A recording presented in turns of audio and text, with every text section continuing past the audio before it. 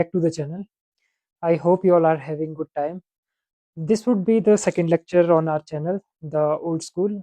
और आज हम बात करने वाले हैं हिमाचल प्रदेश एडमिनिस्ट्रेटिव सर्विसेज के बारे में। किस तरह की क्या स्ट्रेटेजीज रहने वाली है, क्या सिलेबस रहने वाला है और हम किस तरह से टैकल करने वाले हैं चीज़ों को in effective and efficient way.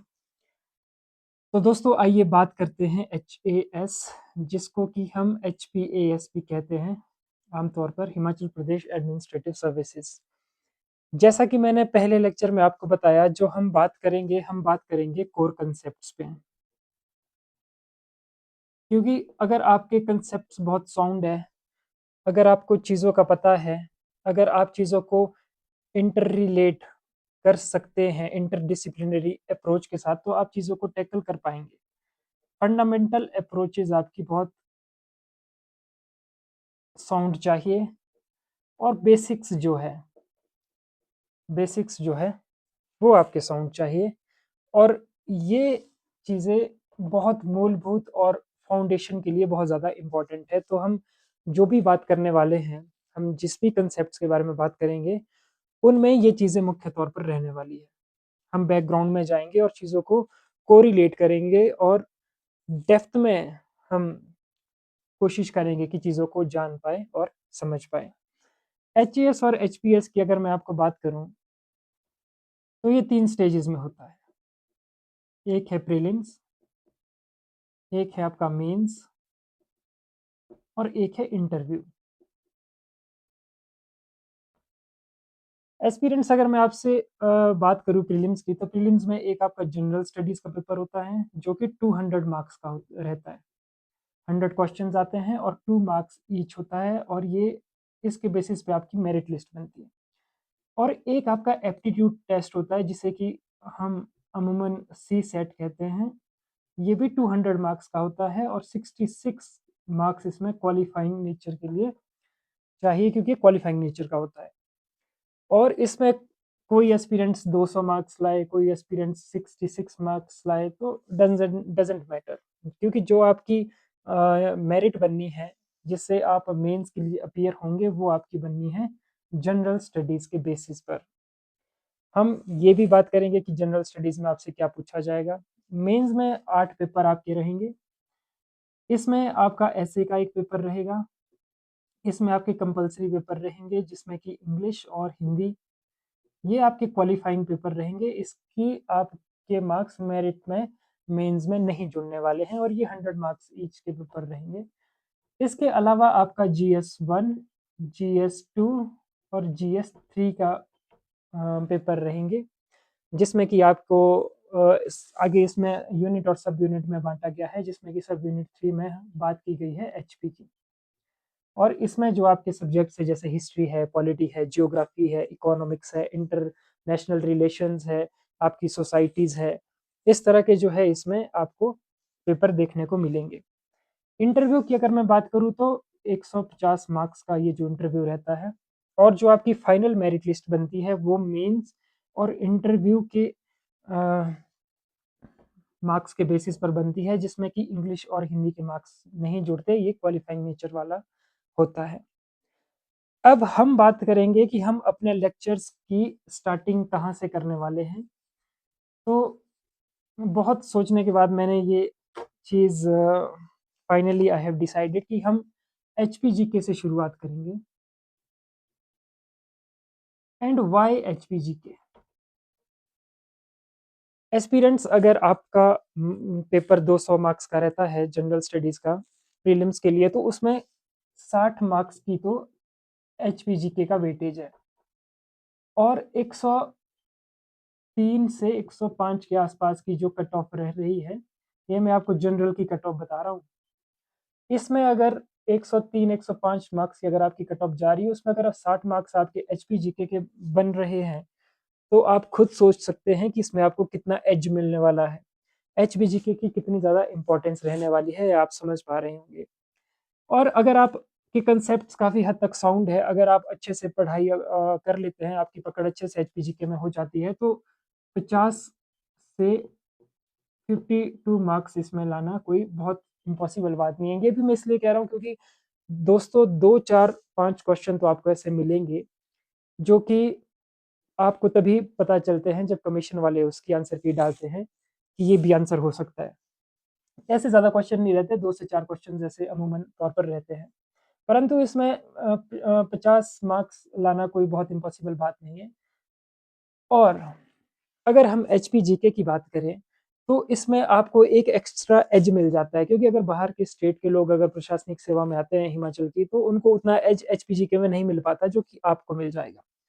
HP GK में हम क्या पढ़ने वाले हैं? एचपी जीके में हम हिस्ट्री ऑफ एचपी पढ़ेंगे, geography and culture of HP पढ़ेंगे,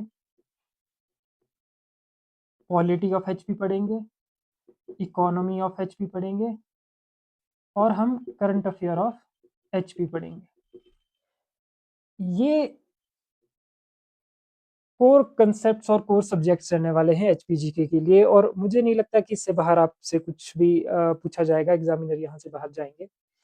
करंट अफेयर ऑफ एचपी की अगर मैं सबसे पहले बात करूँ, तो इसके लिए आपके पास दो ऑप्शंस है। एक तो ये है कि अगर आप मंथली कंपाइलेशन हिमाचल की ले, तो वो 6 मंथ्स की हो सकती है। ईयरली कंपाइलेशन आती है, वो बहुत बल्कि हो जाती है, और उतना ज़्यादा करंट अफेयर का वेटेज एचपी में रहता नहीं है। तो मैं आपको सजेस्ट करूंगा कि आप मेरे ही यूट्यूब चैनल पर करंट अफेयर्स को कवर कर सकते हैं। मैं डेली न्यूज़पेपर के बेसिस पर, जो उसमें एक हिमाचल प्रदेश का जो एक सेक्शन रहता है, उसके बेसिस पर मैं अपने एक नोट्स तैयार करता हूँ, और वो मैं आपको प्रोवाइड करवा दूंगा करंट अफेयर के लिए।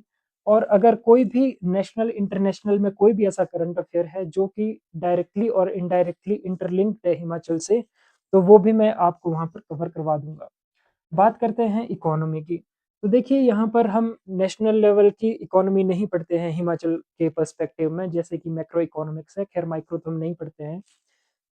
पर इसमें अगर मैं आपको हिमाचल प्रदेश के कंटेक्स्ट में बात करूँ, तो इसमें इकोनॉमिक सर्वे और बजट, ये बहुत इंपॉर्टेंट हो जाता है, जो कि हिमाचल प्रदेश की गवर्नमेंट निकालती है ऑफिशियल।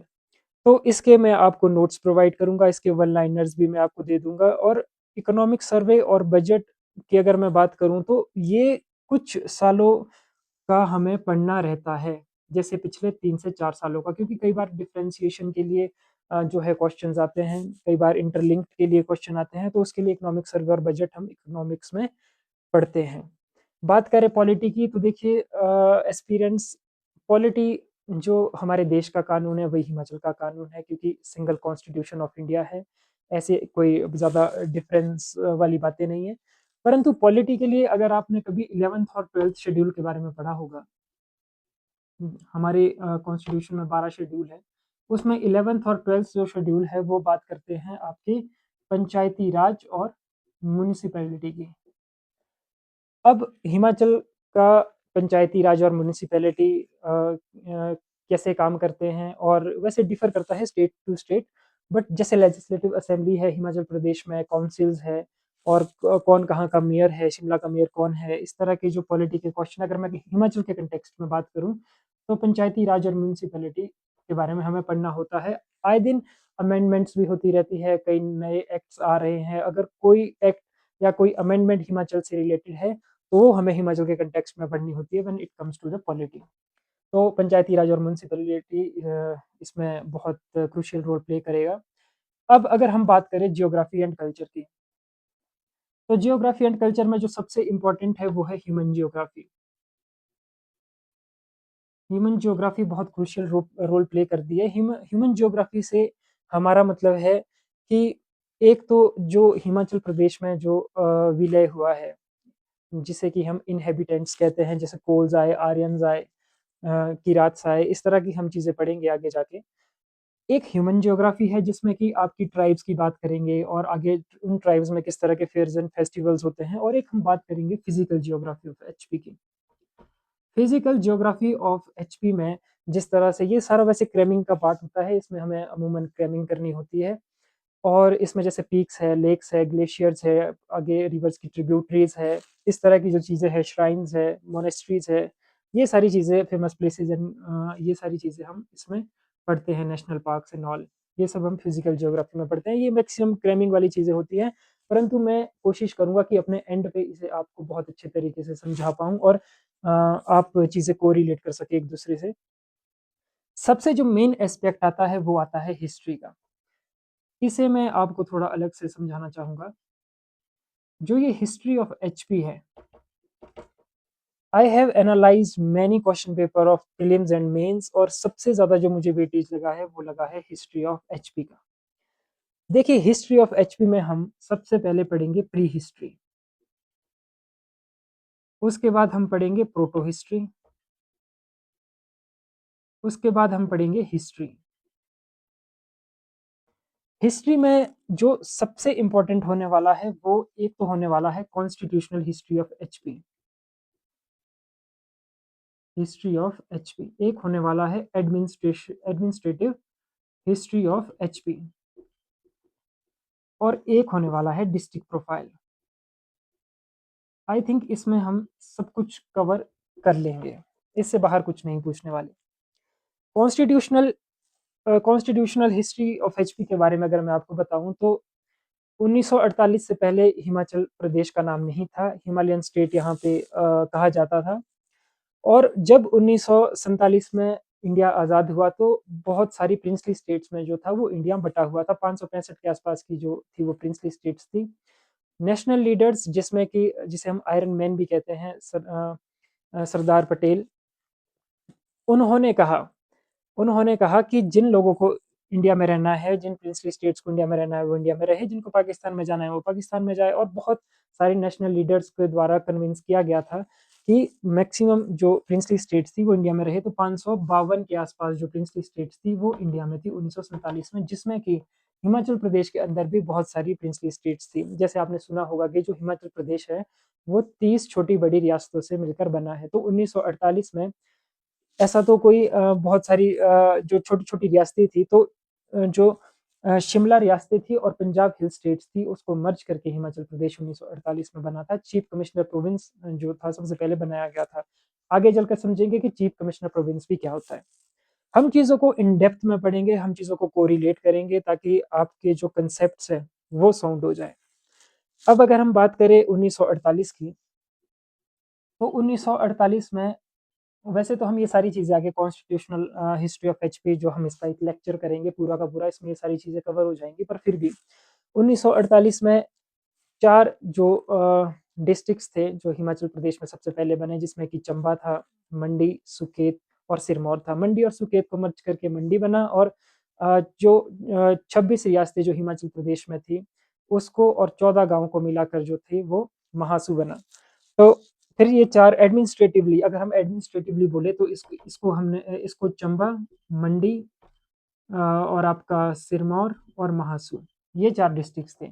और ये 4 डिस्ट्रिक्ट से किस तरह से 12 डिस्ट्रिक्ट्स बने, ये हम सब कुछ समझेंगे कि किस तरह से चीफ कमिश्नर प्रोविंस बना 1948 में, 1950 में पार्ट सी स्टेट बना और 1951 में पार्ट सी स्टेट एक्ट आया, 1956 में यूनियन टेरिटरी बना, 1971 में ये स्टेटहुड बना और 18th स्टेट बना इंडिया के अंदर। हम सब कुछ चीज़ें समझेंगे किस तरह से part A, part B, part C, part D states में, पार्ट ए में 9 स्टेट रखे गए, पार्ट बी में 9 स्टेट रखे गए, पार्ट सी में 10 स्टेट रखे गए, जिसमें कि एचपी और बिलासपुर अलग से एक स्टेट बना। उसके बाद इसमें एक स्टेट रखा गया पार्ट डी में। ये सब कुछ हम चीज़ें समझेंगे। 1953 में किस तरह से फजल अली कमीशन आया, यहाँ पर लिंग्विस्टिक बेसिस के आधार पर जो थे वो स्टेट बनने वाले थे।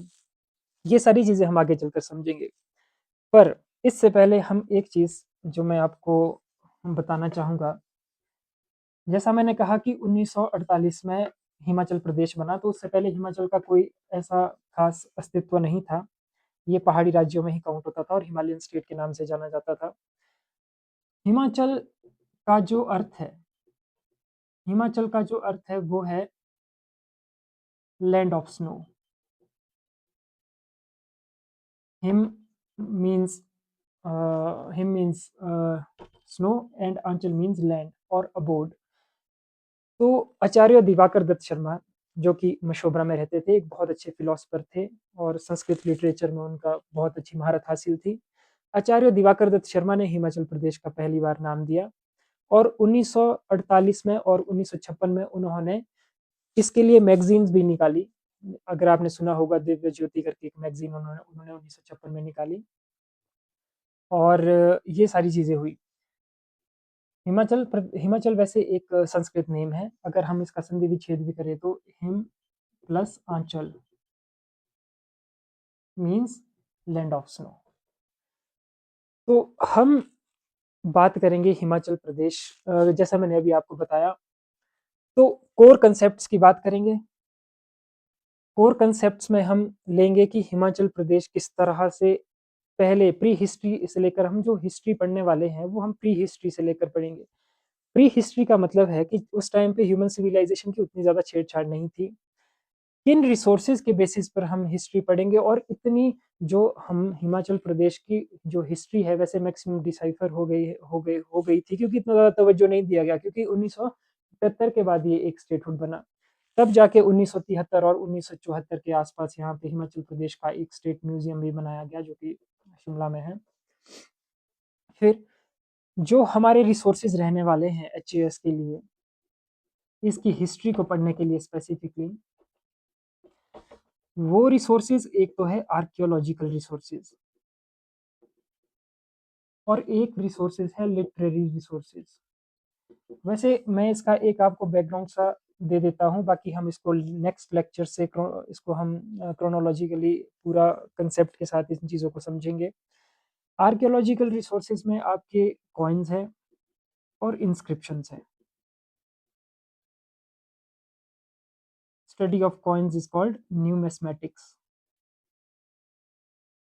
इसका मैं आपको पूरा कॉन्सेप्ट, कॉइन्स के पीछे भी एक बहुत बड़ा कॉन्सेप्ट है कि किस तरह के कितने कॉइन्स हिमाचल प्रदेश में मिले, टप्पा मेवा विलेज में मिले, हमीरपुर में मिले, सरोल डिस्ट्रिक्ट में मिले, चंबा में मिले, ये और किस तरह से क्या चीज़ें होती थी और कॉइन्स के बेसिस पे कैसे पता चलता था कि ये किस तरह के कॉइन्स है और किस तरह की प्रोस्पेरिटी उस टाइम रही होगी। ये वैसे ट्रेडिंग हब के तौर पे भी जाने जाते थे, ट्रेडिंग के लिए होते थे या मान लो इस पर किसी चीज़ की कोई सील लगी होती थी तो उससे पता चलता था कि ये किस राजा के कॉइन है।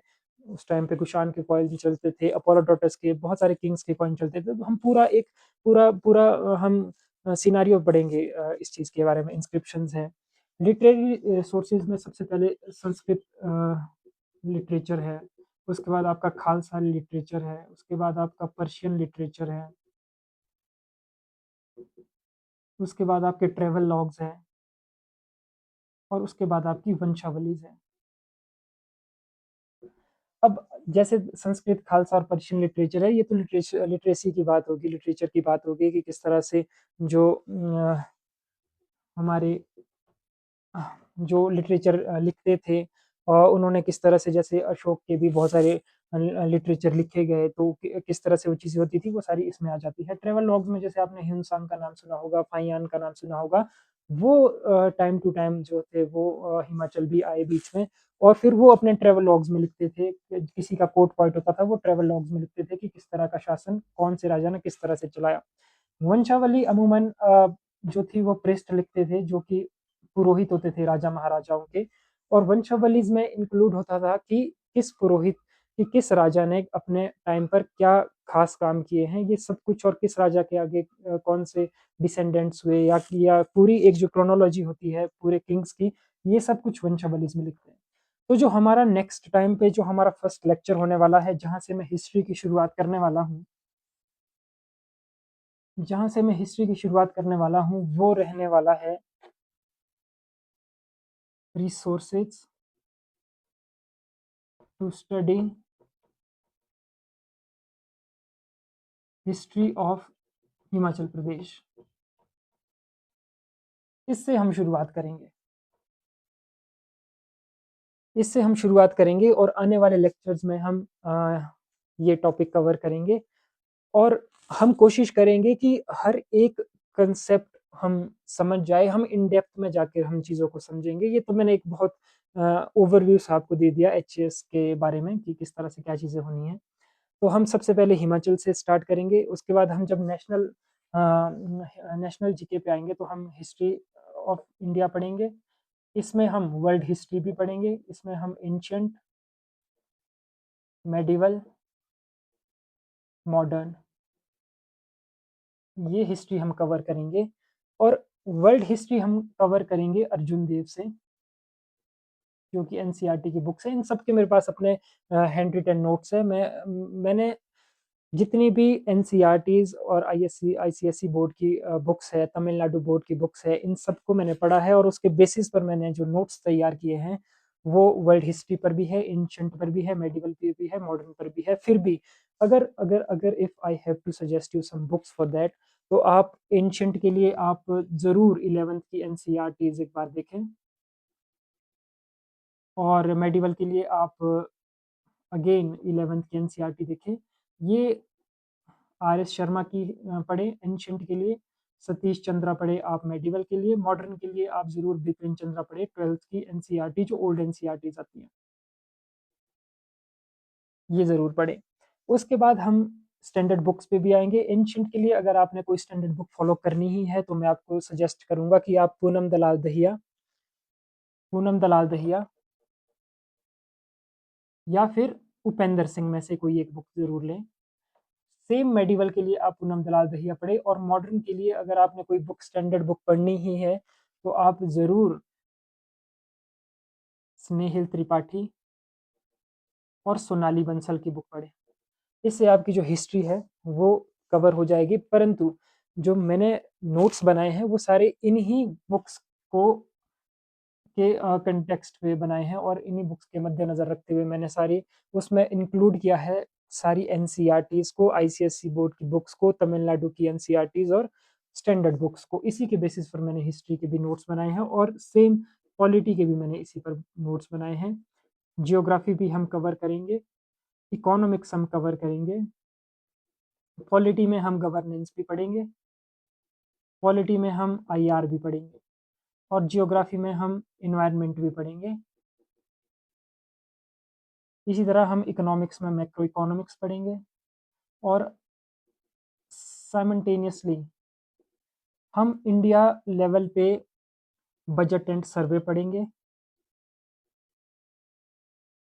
और जो सबसे मेन इसमें होने वाला है वो सोसाइटीज़ भी होने वाली है